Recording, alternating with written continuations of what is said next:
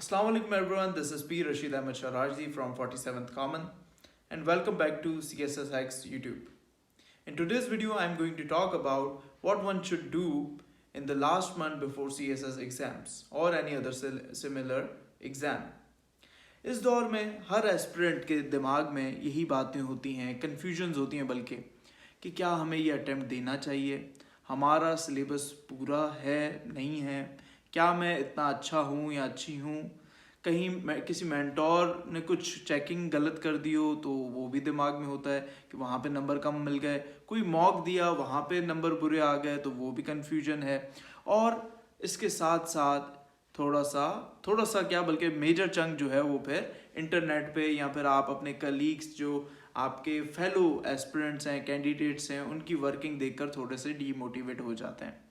तो घबराने की ज़रूरत नहीं है, हम आ गए हैं, इंशाल्लाह आपको सही चीज़ बताएंगे और सही स्ट्रैटेजी बताएंगे। तो बेसिकली लास्ट मंथ में इंसान को सबसे पहले क्या करना चाहिए? सबसे पहले उसको कोशिश करनी चाहिए जो कहीं से भी अगर उसको नेगेटिविटी मिल रही है तो वो नेगेटिविटी के सोर्सेस को कट कर दें। अगर आपको कोई दोस्त नेगेटिव कर रहा है, कोई आपको कज़न तंग कर रहा है, कोई फैमिली मेम्बर आपको कह रहा है कि आपसे नहीं होगा, कोई कहीं से भी नेगेटिव वाइब आ रही है and that is making you to doubt your self, cut that off for a while, not for always, for a while till the exams. Secondly, social media सारे साइन ऑफ कर लो, log out कर लो, कोई ज़रूरत नहीं है। आप आखिरी महीने में कोई तीर नहीं मार सकते या कोई भी मेंटोर वगैरह आकर आपको कोई एक्स्ट्राऑर्डिनरी चीज़ नहीं बता सकता। No new classes, no new data, सारे जो है वो आप सोशल मीडिया ऑफ कर लें। अगर कोई पर्टिकुलर एक कोई पेज अच्छा है या कोई पर्टिकुलर आपके व्हाट्सएप ग्रुप है उसको आप चेक करते रहें जो आपको रेलेवेंट लग रहा है या फिर आपकी प्रिपरेशन में अच्छी हेल्प करता है, पॉजिटिव वाइब लाता है। ये हो गई पहली बात, नेगेटिव लोगों को और सोर्सेज को हटाने की। सेकेंडली, मैं आऊँगा कि इस दौर में जो ये आखिरी 30 दिन है, 25 दिन है, 20 दिन है, जितने भी हैं, इस दौर में कोशिश करें कि आप कम से कम जो है वो टाइम वेस्ट करें न्यू डेटा पे। इससे मुराद क्या है? Let me explain. हो सकता है आपका एक सिलेबस बचा, एक सब्जेक्ट बचा हुआ हो, 50% बचा हुआ हो, कोई 30% बचा हुआ, डजेंट मैटर। इस दौर में क्या करें? स्मार्ट स्टडीज करें और पेपर से जो है आप ज़्यादा से ज़्यादा आइडिया लें कि what topics are important. Past paper ये नहीं कि 20-30 साल के खोल कर बैठ जाओ, 2016 ऑनवर्ड्स देख लें, वो भी आपने सॉल्व कर लिए, उन टॉपिक्स का थोड़ा बहुत आइडिया हो गया, मोर देन इनफ है। ठीक है, उन पर ज़्यादा फोकस आपने करना है।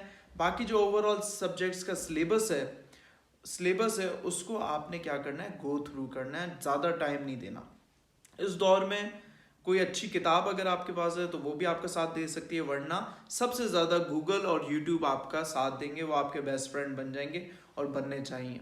तो ज़्यादा से ज़्यादा वहाँ से आप डायरेक्ट क्वेश्चन टाइप करके सर्च कर लें या उसके कोई एलिमेंट्स हैं वो सर्च कर लें। इंशाल्लाह आपको जल्द से जल्द टाइम में ज़्यादा से ज़्यादा डेटा मिल जाएगा। और अब देखें, आपने जो चीज़ ओवरऑल तैयारी की हुई थी उसको आपने अच्छा करना है, याद करना है, पक्का करना है। जो न्यू डेटा कर रहे हैं उस पर ज़्यादा टाइम नहीं ज़ाया करना। वो जो भी है, हर टॉपिक का, हर जो भी नया टॉपिक है उसका कॉन्सेप्ट समझ लो, उसके हवाले से 4-5 पॉइंट आप दिमाग में रख लो या ओपिनियन अपना बिल्ड कर लो। तो ये भी आपने कर लिया तो मोर देन इनफ है। ज़्यादा टाइम इस पे, डेटा पे, नॉलेज पे नहीं ज़ाया करना इस आखिरी महीने पर। अब इस आखिरी महीने में फिर बाकी करना क्या है? करंट अफेयर, ऐसे प्रेसी कॉम्प्री, इनकी अच्छी तैयारी करनी है आपने। करंट अफेयर में क्या करोगे? 30 टॉपिक्स सिलेक्ट कर लें या 20 टॉपिक्स सिलेक्ट कर लें। रोज़ आधा घंटा 1 घंटा जो है आप उसको सर्च करें, उसको बिल्ड करें, फैक्ट ढूंढें, कोट वगैरह अगर हो सकती है तो वो ढूंढ लें, वरना फैक्ट कोट वगैरह नहीं भी है तो एटलीस्ट उसके कॉजेस क्या आपको आने चाहिए। इंट्रोडक्शन तो स्लाइटली आपको बैकग्राउंड आना चाहिए, कॉजेस, इम्पैक्ट्स, और अगर कोई गवर्नमेंट इनिशिएटिव है उसको अच्छा करने के लिए, उसको टैकल डाउन करने के लिए वो, वर्ल्ड इनिशिएटिव है तो वो, या फिर रेमेडीज और कंक्लूजन। तो ये हर हेडिंग्स में आपके पास 3-4 पॉइंट्स हो, you are good to go. अगर हर हेडिंग में नहीं हो रहा तो एटलीस्ट कॉजेज आपको पता होने चाहिए और इम्पैक्ट्स पता होना चाहिए। क्यों? क्योंकि कॉजेस पता है तो उनको उल्टा करेंगे, रेमेडीज बन जाएंगे, और इम्पैक्ट थोड़े बहुत पता होने चाहिए ताकि आपको अंडरस्टैंडिंग हो। इसके सिवा ये हो गया करंट अफेयर की बात। डेली बेसिस पे अब इन्हीं करंट अफेयर के टॉपिक से आपको ऐसे के लिए भी डेटा इन्फॉर्मेशन मिल जाएगी, और डेली आप किसी टॉपिक पर, किसी जो आपको लगता है एक्सपेक्टेड है उस पर ऐसे आउटलाइन बनाएं। डेली आपकी ऐसे आउटलाइन हो जाएगी। वीकेंड पे आप शॉर्ट ऐसे लिख लें कोई, या फिर 3-4 दिन बाद शॉर्ट ऐसे लिख लें ताकि आपके हाथ की रवानगी चलती रहे। अल्टरनेट डेज पे प्रेसी कॉम्प्री करते रहें, 30 मिनट्स का टाइमर लगाकर। आउटलाइन बनाएं तो वो भी 30 मिनट्स का टाइमर लगाकर करना है। समझाना मैं ये चाह रहा हूँ, इस दौर में पढ़ना कम है, याद थोड़ा बहुत करना है, लेकिन न्यू डेटा नहीं। ज़्यादा फोकस आपका 60% अटेंशन होना चाहिए कि आप विद इन लिमिटेड टाइम आप ज़्यादा से ज़्यादा अच्छी चीज़ प्रोड्यूस कर सको।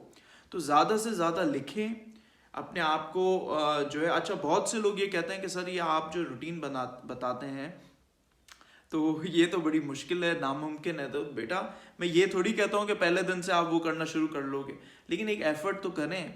जहाँ आपको ये सारी चीज़ें करने में 7-8 घंटा, फॉर एग्जांपल जो आइडियल रूटीन है वो अभी आखिरी के 30 डेज में तो मुश्किल हो जाएगा, लेकिन जहाँ आपको 7 घंटे लगते हैं, जब ट्राई करोगे तो वो 5 घंटे हो जाएगा, और ट्राई करोगे वो 3 घंटे हो जाएगा। तो ट्राई तो करें। अगर एफर्ट ही नहीं करनी तो फिर जाकर पोगो चैनल देखें, कुछ और काम धंधा करें, लेकिन CSS में at least test your limits. Because game of nerves क्यों कहते हैं इसको? वो इसलिए कहते हैं कि एग्जाम डेज में इतना हेक्टिक हो जाता है, इतना प्रेशराइज हो जाता है बंदा, कि अगर दिमाग में चीज़ याद अच्छी की हुई भी हो तो वो टेंशन, स्ट्रेस और आपका जो है थकान से वो चीज़ आपके दिमाग से निकल जाती है। तो अभी ये जो 30 दिन है, अपने आप को उन 6-7 दिन के लिए तैयार करें। इतना थकाएं अपने आप को कि आप विद अंडर प्रेशर आप अच्छा परफॉर्म कर सकें। तो ये ट्रेनिंग होनी चाहिए। तो इन 30 दिनों में लिखें ज़्यादा, याद कम करें, चीज़ें समझें ज़्यादा, ठीक है? तो इंशाल्लाह आपकी बहुत अच्छी तैयारी हो जाएगी। और एक सिर्फ टिप मैं दे दूं कि ये सारी जो मैंने बातें बताई, इसके सिवा ये है कि अगर आप कहीं मॉक्स दे रहे हैं, अगर कहीं मेंटोर के पास किसी के पास चेकिंग करवा रहे हैं और उन्होंने आपको 20 में से 10 दे दिए, उन्होंने आपको जो है समझो 100 मार्क्स का मॉक है तो उसमें आपको 40 दे दिए, 30 दे दिए, 25 दे दिए, और आप टेंशन में आ रहे हो, तो ना आओ। क्यों? क्योंकि ये आधे मार्क्स जो हैं, ये भी वो मेंटोर तो आपका भला चाह रहे हैं, आपको परफेक्ट से परफेक्ट बनाने की कोशिश कर रहे हैं, लेकिन अगर वो हाफ भी दे रहे हैं तो you are good to go, और इंशाल्लाह यू विल डू बेस्ट। हाँ, बाकी अगर कहीं पर 20 में से 2-3 नंबर आ रहे हैं, 4 नंबर आ रहे हैं सवाल में, तो वो थोड़ा सा टेंशन लेने की बात है। टेंशन लेने की नहीं, बल्कि मेहनत करने की ज़रूरत है। 30 दिन है, उन 3 नंबर को आप 15, 12, 13 नंबर बना सकते हो। 30 दिन में लिखोगे ज़्यादा तो ये छोटी मोटी कमी पेशियाँ पूरी हो जाएंगी। नॉलेज आपके पास है, सिर्फ आपको परफेक्शन और थोड़ा सा स्ट्रक्चरिंग पे काम करनी है। अपने आप को लिखाई की जो है, राइटिंग की ग्रूमिंग करनी है, एक्सप्रेशन पे काम करना है। 30 days are more than enough to do that. 30 days में you can prepare 30 current affair topics, 30 ऐसे आउटलाइंस, 15 प्रेसिस, 15 कॉम्प्रीज, और अगर कोई सवाल वगैरह कर रहे हो तो you can do solve 30 questions as well. तो it's all in the mind. आपका दिमाग आपको रोकता है कि ये चीज़ नामुमकिन नहीं है, लेकिन इंसान हैं आप बाकी इंसानों की तरह, हमारी तरह अल्लाह ताला ने आपको इक्वली काबिल बनाया है, और आप जो चाहेंगे वो आप कर सकते हैं। सिर्फ आपको रोक कौन सकता है? आप, और कोई नहीं।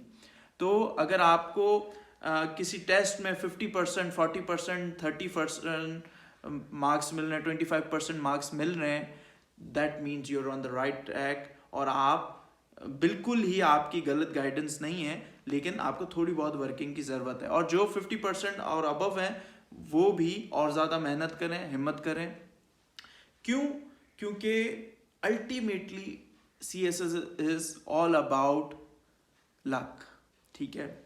यहाँ पे जो भी कर लो, वहाँ पे जो है 6-7 दिन में जो आप परफॉर्म करोगे, दैट विल डिटरमाइन यू। तो अगर आपको मेंटोर कोई कह रहा है कि तुम तो कर ही नहीं सकते CSS, तो उनको मेरी वीडियो दिखा दो, और आप मेरी भी और अपनी भी इज्जत रखें और 30 दिन दबा कर लिखें, दबा कर मेहनत करें और CSS करवा कर दिखाएं उनको, क्योंकि I believe that you can do it and you should believe the same. CSS is all about luck.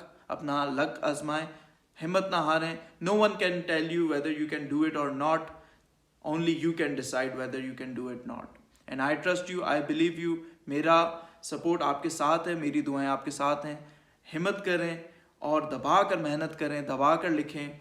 इंशाल्लाह 15-20 तारीख को या 10 तारीख के बाद विद इन फ्यू डेज मैं आपको एग्ज़ाम के दिनों में की टेक्निक भी बताऊंगा कि कैसे प्रिपेयर करना है. तो अपना बहुत ख्याल रखें, दुआओं में मुझे भी याद रखिएगा. This is all from me, signing off. अल्लाह हाफ़िज़.